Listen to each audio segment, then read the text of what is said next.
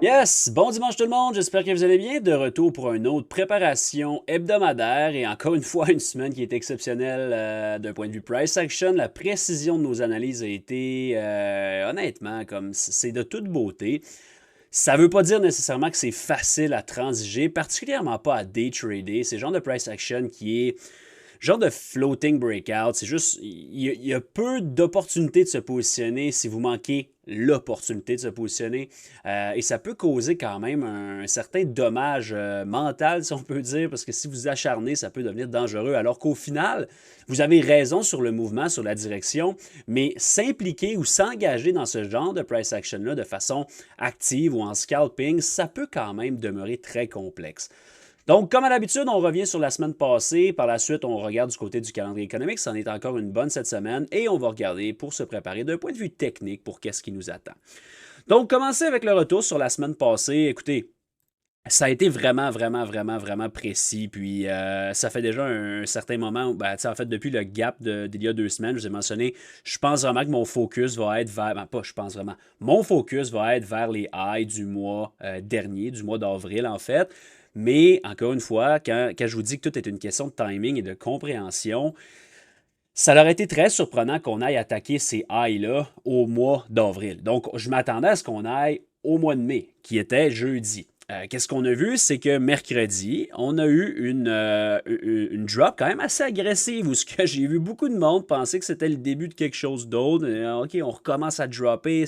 Oui, ça a été violent, oui, ça a été agressif, mais au final, tout ce qu'on a fait, c'est on est venu trapper tout le monde et on est venu se référer exactement dans la zone que je vous avais donnée la semaine passée. Je vais parler de la zone ici et du void en daily. En début de semaine, on est allé dès le lundi. On a réussi à framer du long là-dessus, mais je l'ai répété à plusieurs reprises, le fait qu'on ne soit pas capable de prendre d'expansion over les highs, attendez-vous à ce qu'on donne un leg down. Et ce leg down-là était de toute beauté la réaction. Je ne pense même pas qu'il y a de mots, honnêtement, pour framer cette réaction-là. C'est un mouvement de straight up 4,5% en moins de 12 heures. Vers où? Vers les monthly highs et surtout quand? Littéralement, le 1er mai, le début du mois qui va chercher les highs du mois précédent. Donc, pour vrai, là, j'espère juste, tu sais, pas avoir snappé le long, c'est pas la fin du monde. Je le dis souvent, la compréhension que j'apporte puis le système qu'on offre, ça va pas juste vous permettre de prendre des bons trades, mais le plus important, c'est que ça va vous éviter des mauvais trades. Et si vous avez shorté ça, je considère que c'est un trade qui est atroce. Si vous avez scalpé ce short-là, comme on l'a fait personnellement dans le Discord, all good. Mais il fallait que vous soyez conscient de vous payer rapidement et de regarder pour du long ensuite. Donc, c'est un peu ça. Je veux quand même prendre le temps de vous le montrer là, parce que c'est facile de dire qu'est-ce qui a été fait si c'est pas comme il n'y a pas de entre guillemets preuve, même si je vous l'avais dit dans la weekly prep précédente. Mardi à 13h27, je l'ai mentionné, Nasdaq, scénario court terme bullish. Je vous ai envoyé ça dans le Discord. Donc, vous voyez là, la consolidation, exactement ce qu'on a fait vers le lot critique. Et on a reapé. Long dans la faiblesse devrait offrir des setups intéressants cette semaine. Deux choses. Ne doit pas aller up first, c'est ce qui est arrivé, et ne doit pas prendre d'expansion sous le lot critique, qui est 19,200, qui n'a pas été, en fait, c'est exactement ce qui s'est passé, on n'a pas pris d'expansion. Possible de se positionner plus haut selon le moment du dip. C'est sûr que si on avait été up first, j'aurais regardé pour scalper, mais comme je mentionnais, soyez très prudents dans le cas où ce qu'on ne va pas down first. Le plus beau scénario, c'était qu'on est allé down en premier. C'est littéralement exactement ce qui est arrivé. Puis, on a réussi à prendre beaucoup d'expansion par la suite. Donc, un autre très beau call-out la semaine passée pour un bias de la semaine qui était relativement simple. Ça a été la même chose sur le SP500. On va en parler tantôt, mais rappelez-vous, je vous ai mentionné, je ne m'attends pas nécessairement à ce qu'on prenne le weekly high, le monthly high sur IS, du moins peut-être pas la semaine passée. C'est ce qu'on a fait, un peu plus, je dirais pas nécessairement plus faible, mais overall, on est un petit peu plus loin de nos objectifs. Donc, ça ressemble à ça pour le retour sur la semaine passée. J'ai effacé malheureusement le layout de la semaine passée, donc j'ai pas les charts qui étaient tracés. Là, j'ai juste ceux-là qui sont de cette semaine, malheureusement. Mais je veux quand même juste attirer votre attention sur l'euro. Puis on va y revenir, là. Mais la semaine passée, je vous parlais de cette trend line-là qui allait être attaquée assurément. C'est ce qui est arrivé. Puis encore une fois, c'est un beau mouvement en daily. Personnellement, je l'ai tradé à 2 reprises cette semaine en day trading et ça a été 2 losses. Donc, tu sais, c'est pas nécessairement parce que le mouvement est beau overall, que c'est facile à trader intraday, puis ça en est encore une fois une preuve ici. Donc, c'est pas mal ça pour le retour sur la semaine. Sur la semaine passée, on va maintenant passer du côté du calendrier économique. Qu'est-ce qui nous attend pour la semaine à venir? On a quand même un lundi intéressant avec des belles nouvelles, donc des PMI 9h45, des PMI à 10h également. Donc, un lundi qui m'intéresse, là. Généralement, je ne suis pas un fan des lundis, mais ce lundi-là semble vouloir être intéressant. Mardi est une session où je vais être très, très prudent. Pourquoi? Parce que mercredi, c'est le Fed Meeting, donc FOMC Meeting avec G. Powell qui va prendre la parole en après-midi. Donc, évidemment, mercredi matin n'est pas une session qu'on veut trader, mais mardi également, peut-être un petit peu plus prudent, dépendamment de qu'est-ce que lundi offre. Ça va être très, très, très intéressant d'entendre G. Powell. Fed Meeting où ce que les chiffres d'inflation depuis quelques mois sortent comme anticipé et ou meilleur qu'anticipé. Et ça, personnellement, ça me surprend un petit peu. Ça vaut ce que ça vaut, c'est quand même legit, mais encore une fois, c'est le genre de choses qui laguent beaucoup. Personnellement, toutes les discussions de tarifs, etc., je continue à penser que l'inflation n'est pas un combat qui est gagné. Au contraire, je continue à penser qu'on va avoir une deuxième vague. Ça fait déjà un bon moment que je vous en parle. Non, c'est pas encore arrivé, mais à l'inverse, on n'a pas non plus réussi à crusher complètement l'inflation. Donc, je demeure à cheval sur ce scénario-là jusqu'à preuve du contraire. Ça va être intéressant avec toute la pression que J-Pow a reçue de Trump, etc. Je ne m'attends pas à un cuts, honnêtement. Puis personne ne s'attend à un cuts. Là, on s'attend à ce que ça demeure encore une fois qu'on ne bouge pas, qu'on ne fasse rien. Mais c'est surtout les commentaires qui vont être à surveiller, mais surtout la volatilité qui va être associée à ce Fed meeting-là et le outlook, les prédictions pour la suite. Donc, mercredi, le clou de la semaine avec J-Pow en après-midi. Jeudi, Jobless Claim, sinon c'est assez mollo. Et vendredi également, il n'y a pas grand-chose. Quelques Fed speakers, par contre, qui vont recommencer à prendre la parole de façon plus importante, vu que le FOMC va être derrière nous. Donc, plusieurs commentaires qui vont sortir à gauche et à droite, donc soyez-en conscients. Du côté des earnings, les large caps, c'est derrière nous. Apple, Meta, name it, Google, etc. C'est tout fait, c'est réglé. Il reste quand même qu'on est encore dans la saison des earnings. Il y a plusieurs titres intéressants qui vont reporter le earnings cette semaine, à commencer par PLTR. On a AMD également, Uber, Disney, Shopify, Trading Desk qui est quand même intéressant également comme compagnie. Ça fait longtemps que je ne l'ai pas tradé, mais dans un passé pas si lointain, c'est quelque chose qu'on tradait assez couramment. DraftKings également qui est là cette semaine, UPST. Donc voilà, ça ressemble à AFRM également, tous des titres qui sont quand même assez importants. Et Oxy, qui est un titre de pétrole, j'ai sauté de jour en jour, mais Oxy est un titre que ceux qui me suivent le savent, là, un titre que je porte beaucoup d'attention au cours des derniers mois. Donc, ça va être intéressant de voir les earnings sur un titre comme ça. Donc, c'est moins des titres, je dirais à l'exception de AMD, puis encore là, c'est moins des titres qui ont un impact super critique sur le Nasdaq et ou le SP500 ou même le Dow. Mais ça reste que c'est quand même des compagnies qui sont assez importantes, puis voir les résultats de ça va assurément être intéressant et amener une volatilité sur certains titres, mais également sur les indices. Vous le savez, je commence à avoir hâte que la saison des earnings finisse. C'est pas généralement des moments où je trouve mon rythme dans le marché le mieux. Ça rend les choses un petit peu plus complexes étant donné les mouvements overnight, mais ça l'achève. Je dirais que cette semaine, je la considère un petit peu moins importante d'un point de vue impact sur les indices. Si on regarde maintenant pour cette semaine, qu'est-ce qui nous attend? Écoutez, ça risque, vous avez vu, sans dire que j'ai coupé court le retour sur la semaine passée, mais je veux dire, on l'a là de la bonne façon. À un moment donné, il n'y a pas vraiment d'autre chose à dire que ça.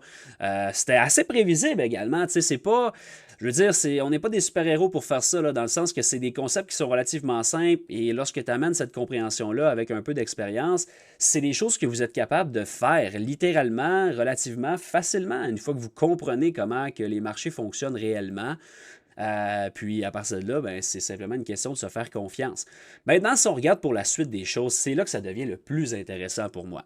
Ouais, mais là, Matt, on a un rallye de 23-22% sur Nasdaq. Est-ce que ton scénario, est-ce que tu penses qu'on va plus bas, va changer? Est-ce que tu redeviens bullish? La réponse est absolument pas. En ce moment, ce rallye-là, sans dire qu'il veut rien dire, il est 100% legit, puis c'est possible qu'on voit des new all-time high. Et je ne suis pas devin non plus. On a raison beaucoup plus souvent qu'on a tort. Les dernières semaines, la précision qu'on a eue, c'est assez exceptionnel. Est-ce que c'est comme ça tout le temps? C'est comme ça la majorité du temps, mais pas tout le temps. Je veux dire, si à un moment donné, on prend un call-out qui est wrong, on va le prendre, puis that's it, puis on va s'ajuster à ça. Mais pour l'instant, on est directement dans le sweet spot où ce que cette semaine, c'est la semaine où ce que, tu sais, ça fait 2 semaines que je vous dis, mon focus, mon bias est bullish vers des niveaux spécifiques. Là, on a frappé des niveaux qui sont pivots, des niveaux clés, des niveaux importants. J'ai besoin de temps pour laisser les choses se placer, voir comment que le price action réagit. Mais overall, pardon, overall, mon intérêt pour bâtir une position short actuellement est à son plus haut point depuis, en fait, depuis le début de ce pullback-là, à l'exception de février au début du move down, mais ce rally-là commence à être vraiment intéressant. Premièrement, sur la monthly chart, on est venu take out le high du mois d'avril, donc on débute un nouveau mois en prenant le high du mois précédent sans vraiment avoir donné de downside. Donc, personnellement, c'est exactement ce que je veux voir si je veux aimer le scénario bearish. Donc, la monthly chart, on a printé un void, qui c'est assez rare relativement, là, surtout récemment, dans les dernières années, qu'on print un void aussi intéressant, aussi imposant que ça. Pour monter littéralement, avant de parler d'un monthly void, il faut remonter littéralement exactement où ce qu'on a bouncé, dans le fond, là, qui est ici.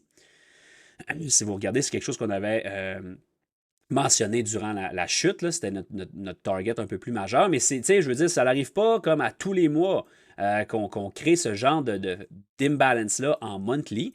Et là, on en a créé une assez imposante sur le downside. Donc, assurément qu'elle a mon intérêt. Matt, qu'est-ce qui invaliderait ton scénario bearish à court/moyen terme? Qu'est-ce qui invaliderait ça? C'est un strong close au cours du mois de mai over ce void-là. Donc, on a littéralement un mois pour bâtir une position short en ce moment, du moins de mon point de vue. Encore une fois, c'est sûr que si mi-mai, on est rendu au all-time high, peut-être que là, on pourra réévaluer un petit peu. Mais pour l'instant, à peu près n'importe quel sell dans ces niveaux-là et plus haut, je trouve que c'est un trade intéressant/intelligent. Ça veut dire qu'il va marcher? Non. Ça veut dire qu'on peut le rendre un peu plus précis en regardant weekly, daily? Absolument, puis c'est ce qu'on va faire à l'instant. Si on regarde la weekly chart maintenant, personnellement, il y a des très bonnes chances qu'on vienne chercher ce high-là de la fin mars, autour de 20 500. Je dirais que personnellement, avant de me positionner de façon un petit peu plus sérieuse, je vais attendre fort probablement un break de ce high-là. C'est une obligation d'aller le chercher? Non, mais je m'attends à ce qu'on aille chercher ce high-là, considérant que probablement que le SP500 va avoir besoin d'aller chercher son high en monthly du mois d'avril, alors que le Nasdaq est déjà plus strong, on pourrait parler de ce high-là ensuite. Donc, la weekly chart ne nous donne pas beaucoup d'informations. Si on vient maintenant voir la daily chart, on a le gap and go ici qui devient notre référence ultime jusqu'à temps que ça soit complété. Ça, c'est le mouvement qui a amorcé le move up. Si on se trace un fib sur ce pullback-là ici, vous voyez là, 2 standard def qui est ici. Je vais le tracer parce que c'est quelque chose que je trouve très, très important. On va le tracer comme il faut. Donc, un mouvement de 2 standard def du pullback ici nous donnerait un break de ce high-là et serait assurément un sweet spot, personnellement, pour un reversal. Et ça commencerait à être dans les derniers moments que j'y ferais confiance, peut-être 2% plus haut, gros maximum, mais il faut qu'on réagisse dans ces zones-là. Vous voyez la façon avec laquelle on travaille dans des niveaux qui sont cruciaux, à quel point que incapacité de prendre l'expansion, incapacité, incapacité, incapacité, incapacité, incapacité. Oui, c'est une big green candle, mais pour le moment, j'ai pas le momentum haussier que je devrais voir si je suis quelqu'un qui est 100% bullish en ce moment et qui s'attend à un changement de structure sur le upside. Ça ne veut pas dire qu'on ne peut pas se mettre à speeder up ici. Et c'est sûr que si on crée quelque chose de puissant over ce high-là, ça va peut-être remettre un petit peu en question mon scénario. Sauf qu'à l'inverse, ça donnerait une entrée qui est exceptionnelle avec un très très low risk et un reward qui devient super intéressant. Après tout, le trading, c'est une question de probabilité, une question de risk-reward et une question d'avoir plus souvent raison que vous avez tort. Et lorsque vous avez raison, vous voulez que ça soit payant. Donc, c'est le sweet spot, l'opportunité parfaite, à mes yeux, à moi, qui fit mon système. Et d'un point de vue technique, ça fait du sens. Donc, un petit peu plus général comme analyse, mais c'est exactement ça que je cherche cette semaine. Je ne suis pas en train de dire « Ah, je pense que mon stop loss serait over le high ici » ou essayer de timer le high parfait parce que ça va être complexe, à mon avis, de le snapper. Mais personnellement, c'est commencer à bâtir une position tranquillement, pas vite, jusqu'au temps qu'on break ce high-là pour ensuite définir un stop loss qui est assez facile à définir dans le sens que tu ne veux pas avoir trop d'expansion over ça. Si on regarde un peu plus là, pour cette semaine, comment on peut travailler avec un bias, etc., ben, il faut comprendre que, comme j'ai dit, on a frappé un high qui est critique. On a besoin de temps à ce moment-là. Cette semaine, ça fait quoi, un mois, peut-être plus, que je vous donne des targets vraiment définis puis un plan super clair à chaque semaine. Cette semaine, je ne suis pas capable de vous donner ça. Parce que c'est là, tu sais, je veux dire, je ne vais pas inventer des choses juste pour avoir l'air intelligent ou pas. Tout ce que je peux vous dire, c'est que personnellement, si on drop en début de semaine, je serais surpris que ça soit un swing high qui débute un sell-off. Donc, je m'attends à ce que si on a de la faiblesse en début de semaine, ça soit encore une opportunité d'acheter vers des higher highs. Et à chaque new high, je me paye, personnellement. Je ne suis pas en train de swinger ou de vouloir holder quelque chose de trop sérieux, mais je pense qu'on a encore un bon entre 1,5 et 2 de marge de profit vers le high du mois de mars du côté de Nasdaq. Donc, cette semaine, en termes de day trading, je focuserai encore une fois. Tant qu'on supporte le prix là-dessus, je focuserai sur le upside vers des new highs. Et chaque fois qu'on fait un new high, pullback qui s'achète vers un new high. Si on est capable d'aller là avant le FOMC, c'est parfait. Si on est capable de rester en dessous avant le FOMC, je pense vraiment que le FOMC peut être utilisé pour rider ce niveau-là. Et à partir de là, personnellement, là, ça serait vraiment un très, très, très gros sweet spot pour commencer à bâtir un short. Si jamais on prend beaucoup d'expansion et qu'on crée, exemple, en 1 heure, un void ici, over ces highs-là, il y a deux choses. Soit vous regardez pour shorter dans la force avec un stop loss peut-être de 2%, qui commence à être intéressant, ou vous attendez qu'on flush en dessous. Et ça serait personnellement, je regarderais pour prendre des starters sur la montée et je regarderais pour une confirmation si on invalide un imbalance ou un void qui a été créé sur le breakout pour ensuite ride it down. Ça ne veut pas dire que ça va être one straight pass. Ça ne veut pas dire que ça va être up, OK, straight down. Écoutez, on peut avoir de quoi qui se met en place sur une certaine période de temps où ce que, OK, faiblesse, on revient tenter d'aller plus haut. Tu sais, c'est possible. Ça ne sera pas one. Tu sais, c'est pas toujours straight up ou straight down. Actuellement, c'est straight de fuck up. Puis c'est pas facile à trader non plus. Mais c'est un peu le point que j'amènerai cette semaine. Donc voilà pour ça. Je vous dirais que c'est sûr que si on perd ce lot-là, 19,750, c'est quand même un niveau qui est assez critique pour moi cette semaine. Il n'y aurait pas nécessairement de raison qu'on retourne là. À moins qu'on le prenne puis qu'on réagisse rapidement. Encore une fois, ça serait legit. Mais si on prend de l'expansion en dessous de ça, je pense personnellement qu'on va aller chercher au gros minimum 19 400. Et là, ça commencerait à être un petit peu plus complexe. Ce lot-là n'a plus aucune raison d'être retake, à moins qu'on veuille aller beaucoup plus bas. Donc, voilà le plan sur le Nasdaq. Si on parle un peu du SP500, c'est sensiblement la même chose. Je ne vais pas répéter en double. Mais une chose qui est intéressante, on va commencer avec la daily chart et même la monthly chart. Vous voyez, de son côté, on n'a pas été en mesure encore d'aller chercher le high du mois précédent. Donc ça, c'est sûr que c'est quelque chose à surveiller. Si on regarde maintenant la daily chart, c'est le même scénario. On a un gap and go qui s'est amorcé ici pour donner une ride up. Incapacité pour l'instant de prendre de l'expansion claire over day high. Donc, ça fait littéralement comme 10 jours consécutifs qu'on est green. C'est assez rare de voir ça, là, honnêtement. Mais on est le plus, sans dire weird, mais le plus, qu'est-ce qui attire le plus mon attention, c'est l'incapacité de prendre de l'expansion. Oui, c'est up, mais c'est pas big up. Puis, même vendredi, oui, c'est une big up candle, mais au final, on n'a pas blowé tant que ça un higher high. C'est quand même une belle chandelle et je pense que ça peut amorcer un début de semaine qui continue dans cette veine-là. Puis vers où? Vers le high du mois précédent. À ce moment-là, par contre, pour que j'aie confiance à mon short, qu'est-ce que je viens de vous dire? La semaine passée, je vous avais parlé, on pourrait avoir une divergence entre les monthly highs. C'est quelque chose qui est encore possible, mais je pense vraiment qu'on va aller attaquer ça en début de semaine. Je regarderai plutôt pour une divergence avec le high du mois de mars qu'on a tracé avec le Nasdaq. Donc, le high ici sur le SP500, j'aimerais ça qu'il reste en place. J'aimerais qu'on laisse ce high-là en place, qu'on prenne le monthly high, qu'on crée quelque chose, et avant de donner un retracement. Mais j'aimerais que Nasdaq prenne le high de fin mars, mais que le SP500 ne le fasse pas pour former une divergence là-dessus. Ça serait quelque chose que j'aimerais voir d'un point de vue pour framer ou pour agrémenter mon short. Si on regarde maintenant sur le 1 heure pour le plan de match un peu plus court terme en début de semaine, encore une fois, support autour de 56,70 à 52, donc une vingtaine de points de marge de support ici, si je peux dire ça. Si on va down first, j'aimerais jouer ça vers le gap fill et le monthly high.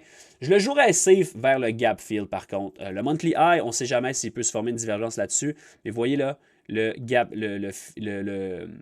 gap sur l'annonce des tarifs initialement, là, donc on avait eu un méga gap down, ben, le close ici, ce serait mon premier objectif bullish cette semaine. Donc 57-52 sur le SP500, ça va être mon focus.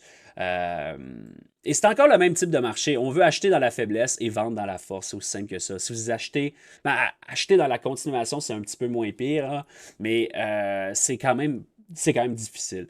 Et si vous shortez dans la continuation, vous faites défoncer comme ça. Ça ne veut pas dire que cette semaine, ça va être ça.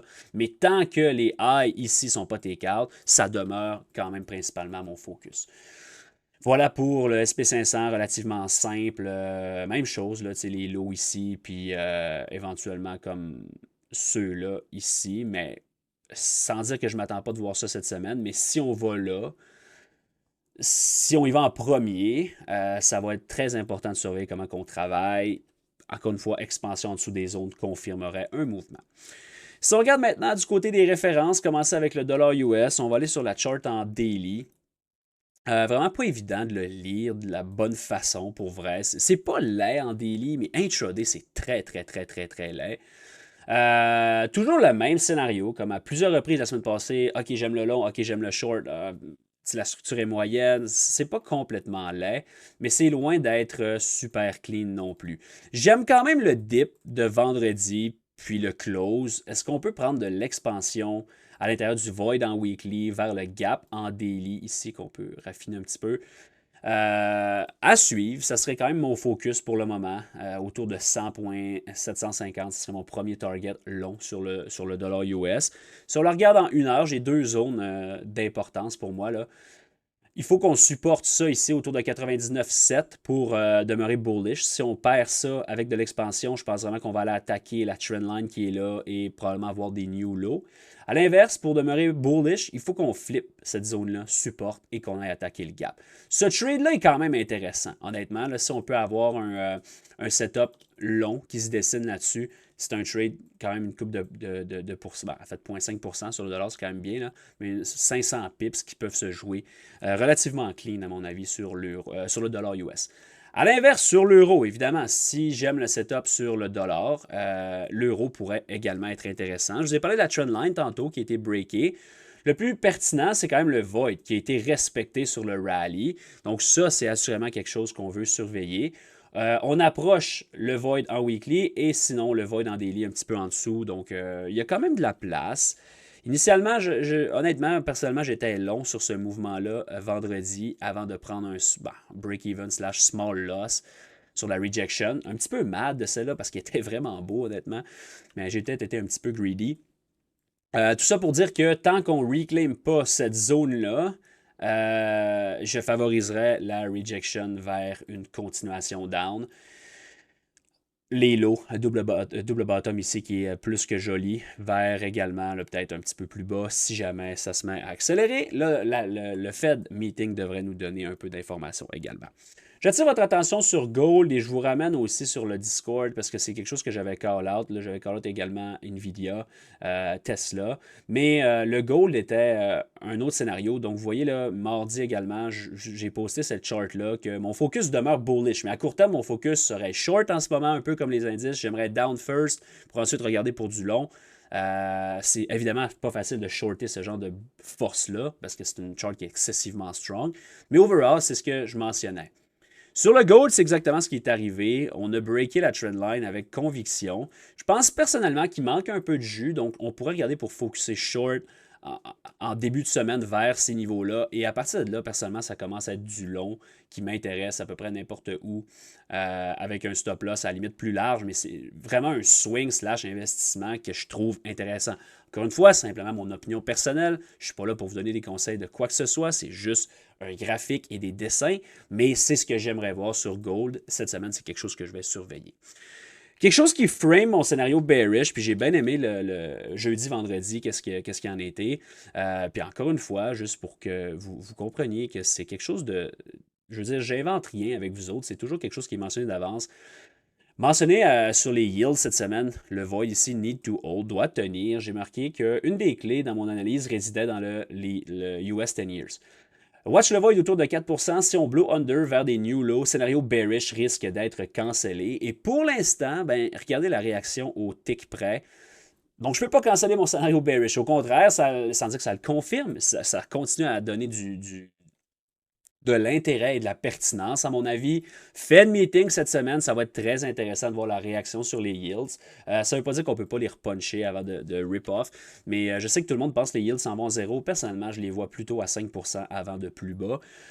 Si on voit les yields à 5%, ça veut vouloir dire quoi? Ça veut vouloir dire que l'inflation va être très difficile à contrôler et c'est là que JPAR va avoir un rôle à jouer intéressant et voir comment que la Fed réagit. Donc, personnellement, je crois, qu'est-ce que je suis en train de vous dire, c'est que c'est un simple relief rally qu'on est en train d'assister vers un mouvement baissier sur les indices qui va perdurer dans le temps un petit peu plus longtemps qu'un simple V-shape. Est-ce que ces commentaires-là vont mal vieillir? C'est possible, mais ça demeure quand même de ce côté-là que je suis beaucoup plus à l'aise à framer un trade.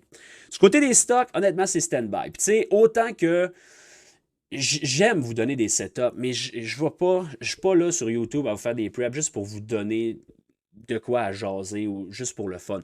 Tout ce que je vous donne, c'est des setups que je serais à l'aise de prendre ou que je suis à l'aise de prendre ou que je prends directement. Et en ce moment, le setup était la semaine passée. Je vous l'ai dit la semaine passée, puis même la semaine d'avant. Regardez pour acheter dans la faiblesse pour ce rallye-là. Là, le monde commence à dire « Ah, si j'ai manqué le bateau, ça serait le temps d'embarquer. » Alors que c'est totalement l'opposé. Peut-être que ça va repay off, mais d'un point de vue risk-reward, c'est complètement débile d'acheter à ces niveaux-là, à mon humble avis. Je l'ai posté également du côté d'NVIDIA, si vous regardez NVIDIA ici. Long qui devrait être relativement easy. Regardez sur le void en daily, le short aurait mon intérêt sur le break. C'est exactement où ce qu'on est. Regardez le void en daily, l'entrée parfaite possible, mouvement de 10% possible en 3 jours. À partir de là, même que je vous donnerai des niveaux, ah ben j'aime la continuation, ça serait complètement irresponsable de faire ça. À ces niveaux-là, personnellement, j'ai plus de bias, j'ai plus d'intérêt. Tout ce que je veux, c'est regarder trouver une entrée optimale short. Et non pas long pour avoir raison à 100%. Donc, les odds sont plus du tout en notre faveur si on veut jouer la continuation. Ça ne veut pas dire que ça ne peut pas y aller. Encore une fois, les earnings d'AMD vont jouer un rôle. Je trouve que AMD a encore de la place. Donc, si AMD a encore de la place, NVIDIA pourrait également avoir encore de la place. Personnellement, ça ici, là, sur NVIDIA, c'est un no-brainer pour moi. Le void en weekly. La seule chose, c'est que je ne suis pas certain qu'on va être capable de se rendre là. J'ai hâte de voir si on peut consolider un peu ici, voir un break, shorter le break avec un stop défini, ça serait quelque chose d'intéressant.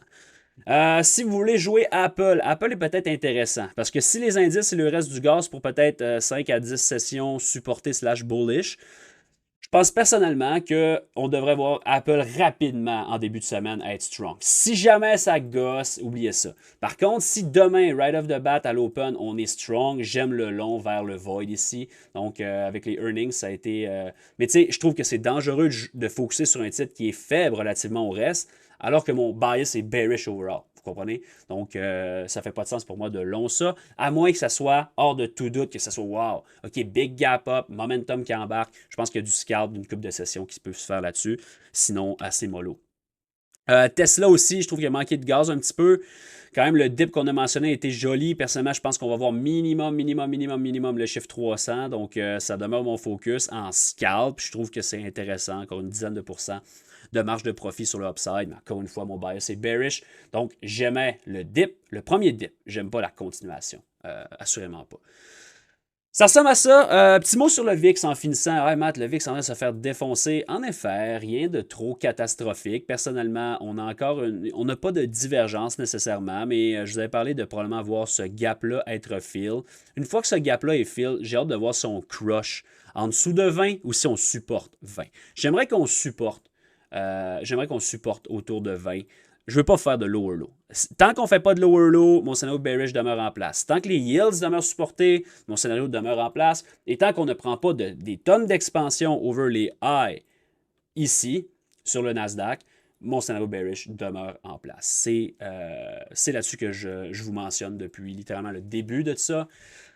À voir si on est complètement wrong. Puis, tu sais, encore une fois, je m'en fous. Si on est wrong, j'ai pas de problème. On va prendre un loss. Tu sais, d'un point de vue des trading, qu'est-ce que je vous dis dans la weekly prep? Ça fait juste aligner un bias. Ça donne pas nécessairement plus que ça. Tu sais, on le frame au day-to-day anyway. Donc, voilà. Je vous laisse là-dessus. Je vous souhaite un très, très, très beau dimanche. On se revoit demain dans le live. Venez nous rejoindre sur Discord. On est live à tous les jours. Je vous souhaite un bon week-end. Salut tout le monde.